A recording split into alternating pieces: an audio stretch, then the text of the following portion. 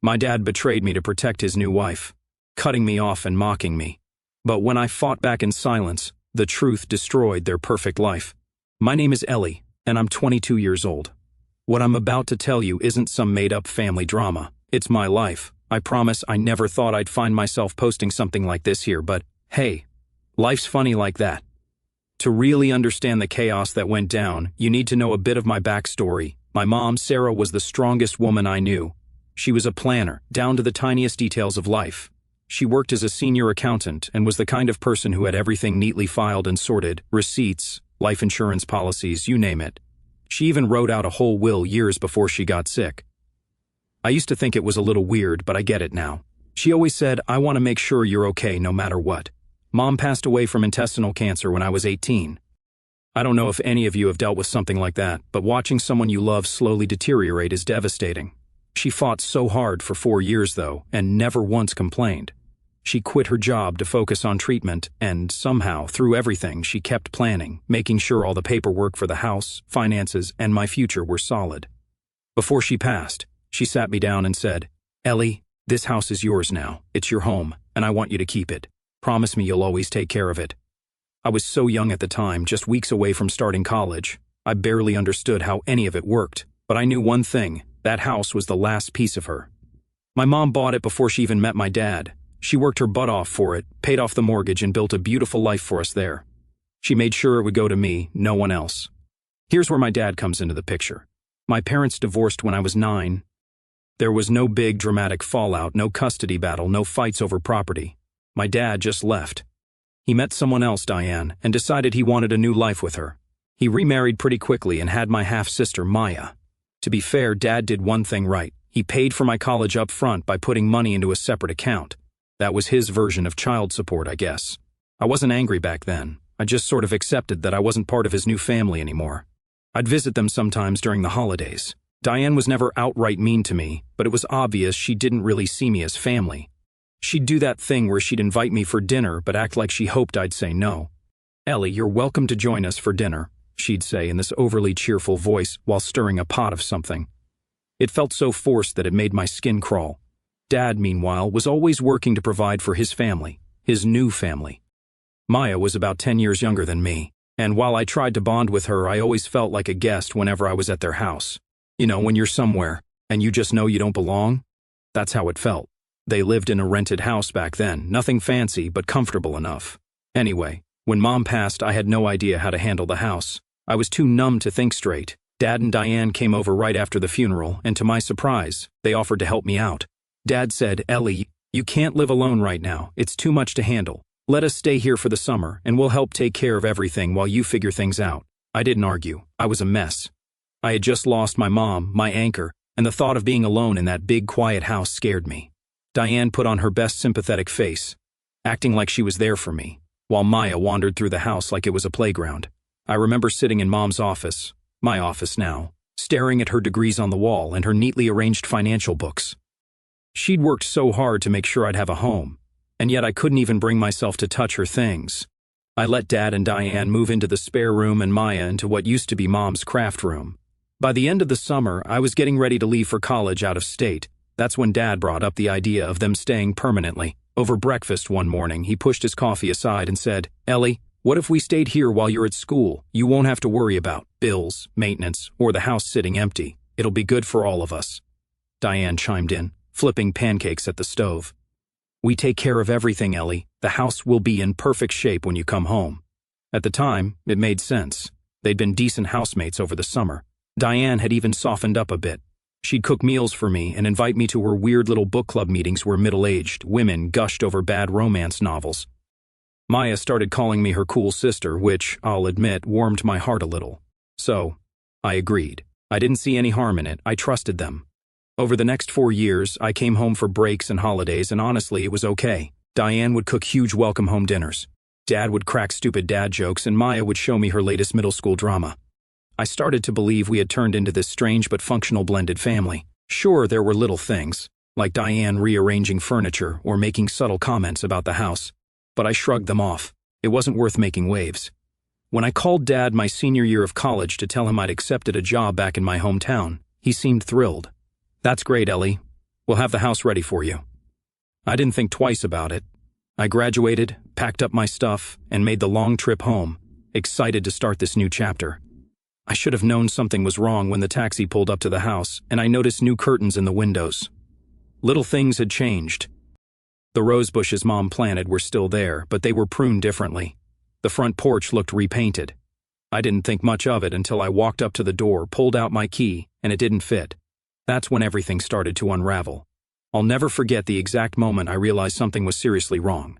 The taxi dropped me off on a warm, sunny afternoon. It felt like such a perfect day to be starting fresh. I was 22, degree in hand, job secured, and ready to move back into the house that I thought would always be mine.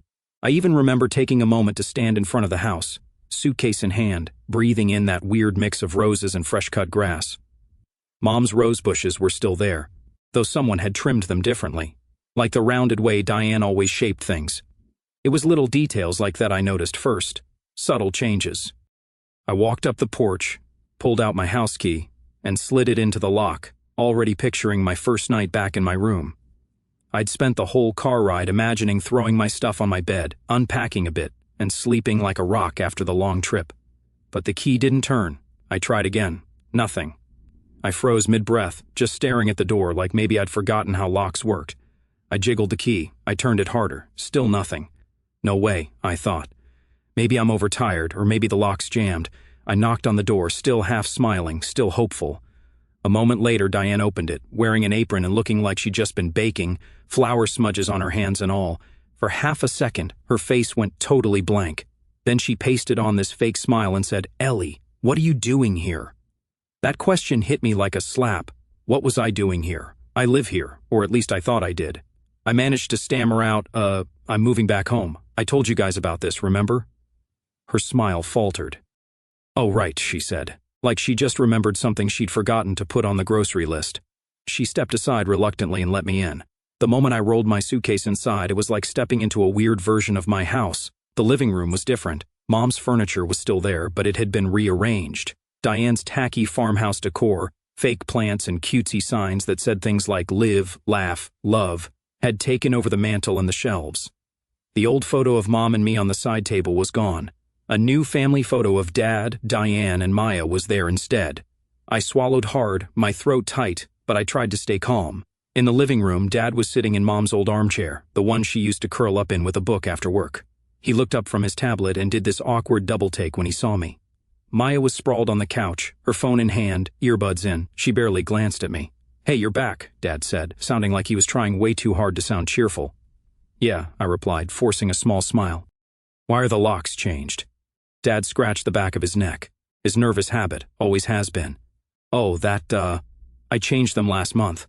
There were a couple of break-ins in the neighborhood, so, for safety. You didn't think to give me a new key?" My voice came out sharper than I intended, but I was already feeling weird about the whole situation. Diane, who was hovering behind me, jumped in. "We didn't think you'd be here so soon." "I graduated last week," I said, looking between them. "I told you guys I'd be moving back home for my job. I literally sent you the date I'd be here." Diane didn't respond. She just crossed her arms and stared at me like I was the one who'd done something wrong. Dad stood up and gestured toward the office. "Ellie, can we talk privately for a second?" I followed him, suitcase still in hand, my heart pounding. Mom's old office looked more or less the same, though I noticed some of her books had been pushed aside for Diane's stuff. Dad shut the door behind us, and when he turned to face me, I saw it. He was nervous, like he already knew what he was about to say was going to piss me off. "Listen," he started, his voice low. "There's something I need to tell you." Those words made my stomach drop. Dad hesitated, his hands twitching at his sides. "Diane, she thinks this house is mine, that I let you live here after your mom passed." I stared at him, not comprehending. "What?" He sighed, looking at the floor. "I never told her the truth, that your mom bought the house and left it to you. I told her I gave it to your mom after the divorce and that it reverted to me when she passed." I couldn't speak. I just stood there staring at him, feeling like the air had been knocked out of me.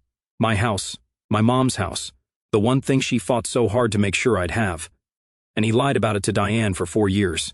"I had to, Ellie," Dad continued, still not meeting my eyes. "You don't understand what it's like.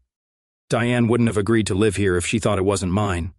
I found my voice again, though it came out shaky. "So what? You let her think she owns my house? And now I'm supposed to just What, disappear? He grabbed my arm, pleading. No, it's not like that. Just give me a little time to fix this.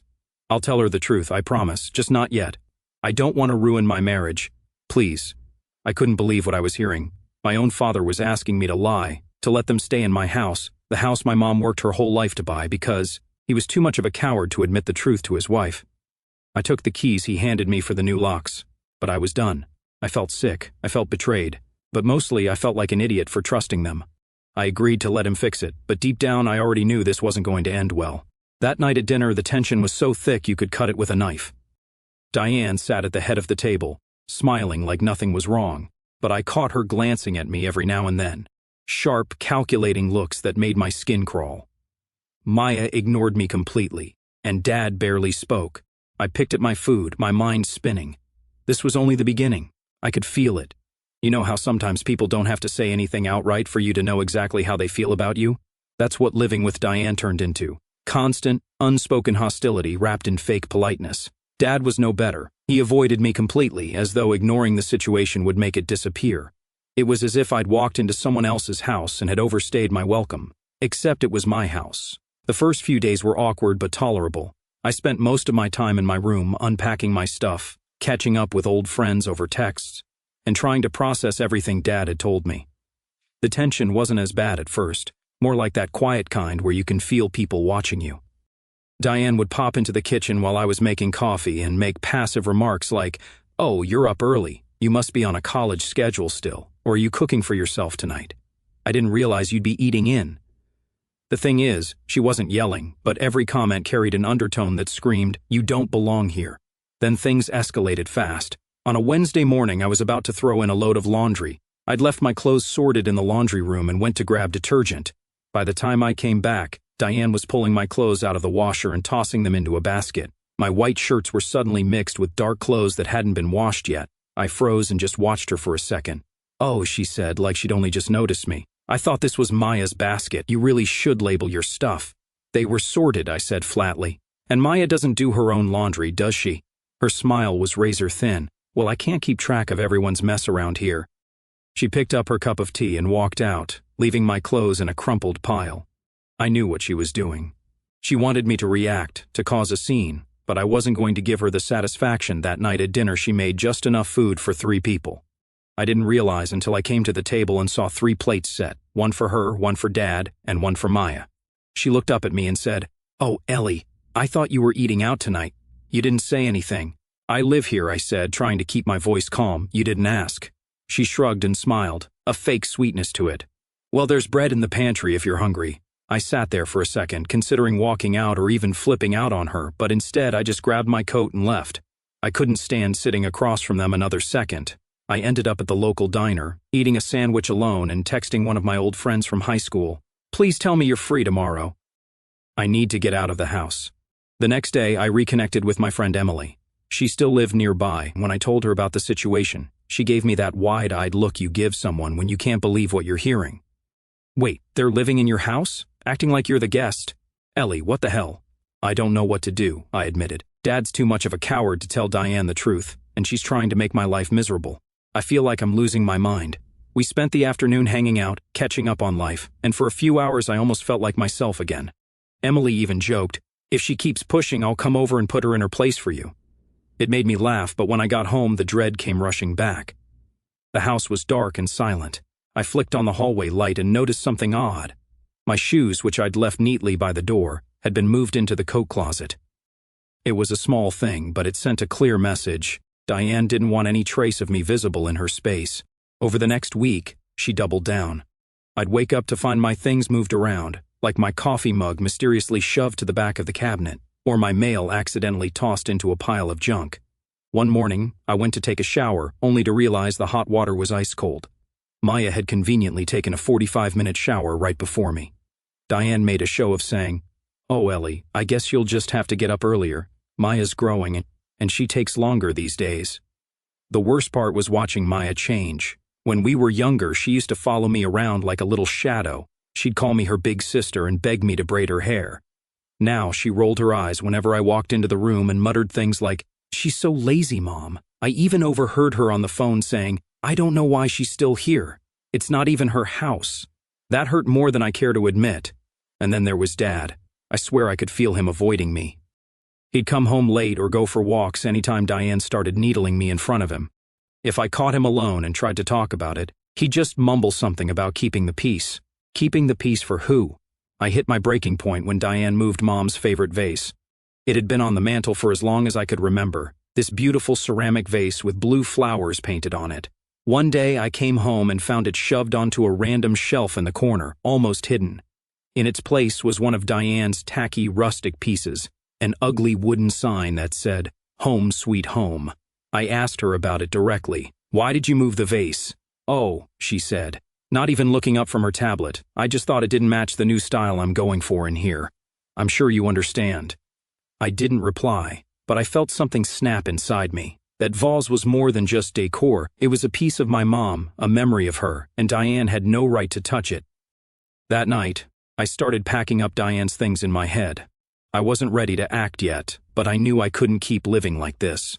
By the time Saturday morning rolled around, I felt like I was living in someone else's house, an unwelcome guest in my own home. The hostility from Diane had grown so thick that even walking into the kitchen felt like stepping into enemy territory. I avoided being in the common spaces when she or Maya were around, just to keep my sanity. That morning, though, something was off. I woke up to silence, total silence.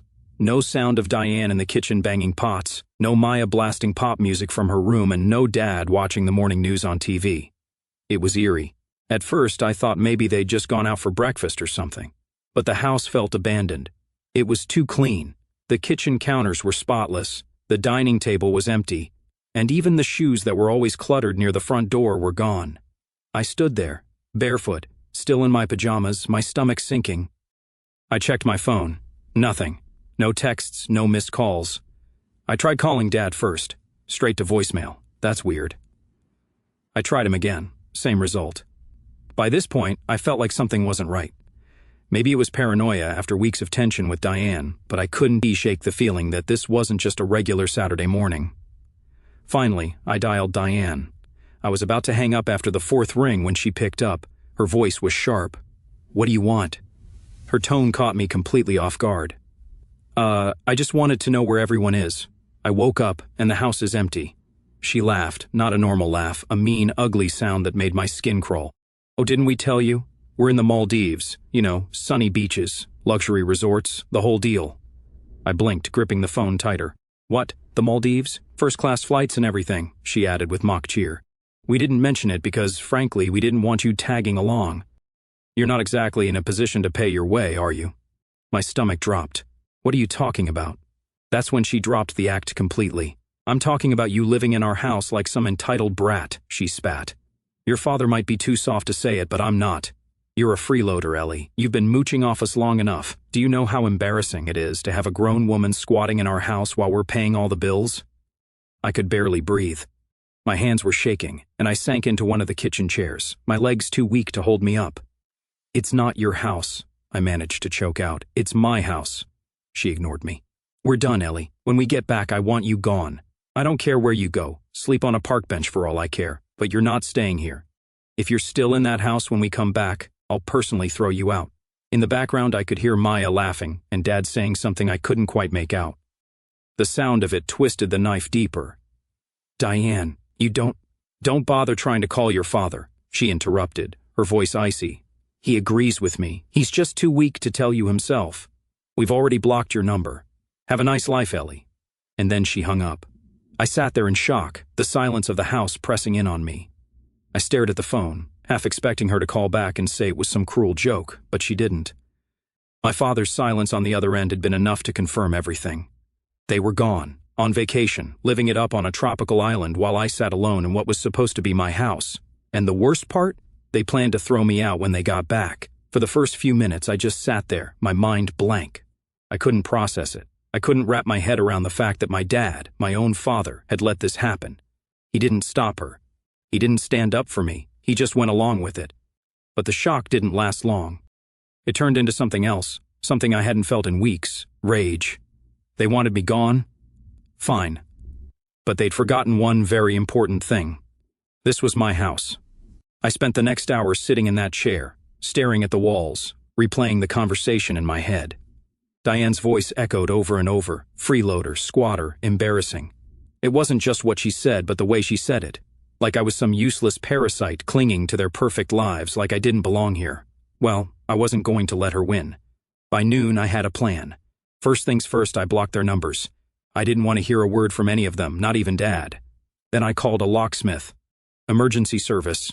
When? The guy asked when I explained what I needed. As soon as possible, I said, trying to keep my voice steady. The locksmith arrived that afternoon, an older guy with kind eyes who didn't ask too many questions. He changed every lock in the house. Front door, back door, garage door, you name it. It cost me more than I wanted to spend, but at that point, I didn't care. Anyone else have keys to these doors? He asked as he handed me the new set. Not anymore, I replied. Once the locks were changed, I grabbed some garbage bags and boxes and started packing up their stuff. I was done pretending like everything was fine. If Diane and Dad thought they could waltz back into my house after treating me like garbage, they were in for a surprise. I went room by room. Diane's expensive clothes, packed, her fancy bathroom products cluttering up the counters, into a bag. Maya's toys, school supplies, and whatever else she'd left lying around, boxed up. Dad's golf clubs, the ones he never used but always bragged about having, straight into the garage. By the time I finished, the sun was setting, and the garage was packed full of their things. It was exhausting, but it felt good, like I was reclaiming what was mine piece by piece. I sat on the couch that night, staring at the clean, empty space that had been taken over for years. It felt strange, quiet, but it also felt like home again. I slept better that night than I had in weeks. The next morning, I woke up with a sense of calm I hadn't felt in forever. I brewed myself a cup of coffee, sat in Mom's old chair, and watched the sunlight stream through the window. I knew this was just the beginning. Diane wasn't going to let this go without a fight, and Dad, well, I didn't know what to expect from him anymore. But one thing was certain, I wasn't going anywhere. It was a Friday evening when the storm hit. I'd been expecting it, honestly. I'd spent the whole week mentally preparing for the explosion that was bound to happen once they came back and saw what I'd done. I even rehearsed what I'd say over and over again, so I wouldn't stumble or give them a chance to manipulate me. That afternoon, I'd come home from work, dropped my bag by the door, and noticed how quiet the house was. It wasn't the eerie, empty quiet I'd felt that morning after Diane's call. No, this was the kind of quiet that felt right. It felt like peace. My peace. I had just sat down with my laptop to catch up on some emails when I heard the car pull into the driveway. The sound of tires crunching on gravel made my stomach twist, but I forced myself to stay calm. I didn't move from my spot on the couch as I listened to doors slam, footsteps pound up the walkway, and then the sound of Diane trying and failing to unlock the front door. She started banging on it immediately. Ellie! Her voice was already shrill. Ellie, what the hell is going on? Why won't the door open? I let her bang for another 30 seconds before I stood up, grabbed the new keys from the counter, and walked to the door. I took my sweet time unlocking it, savoring the brief pause in her yelling. When I finally opened the door, I was greeted with Diane's furious face. Her hair was a mess, her face red, and she looked like she was ready to bite my head off. Behind her, Dad stood stiff and awkward, looking anywhere but at me, and Maya was hanging back near the car, her arms crossed and scowling. What did you do? Diane demanded, shoving her way past me into the entryway. Why did you change the locks? I stepped aside and let her storm in. Dad followed quietly, his shoulders hunched, avoiding my gaze. Maya trailed after him, clutching her phone like it was a lifeline. Diane turned on me immediately. I want an explanation right now. I crossed my arms and met her glare without flinching. It's pretty simple, I said. This is my house. You don't live here anymore. Her mouth fell open like I'd slapped her. Your house? Yes, my house, I said. The house my mom bought. The house she left to me. The one you've been living in under a lie for the last 4 years. For a split second, the room went silent. Diane looked at Dad, her face full of confusion and growing anger. What is she talking about? Dad didn't answer. He just stood there, frozen. I turned to him, my voice sharp. Tell her, Dad. Tell her the truth. Diane spun to face him. What truth? What is she saying?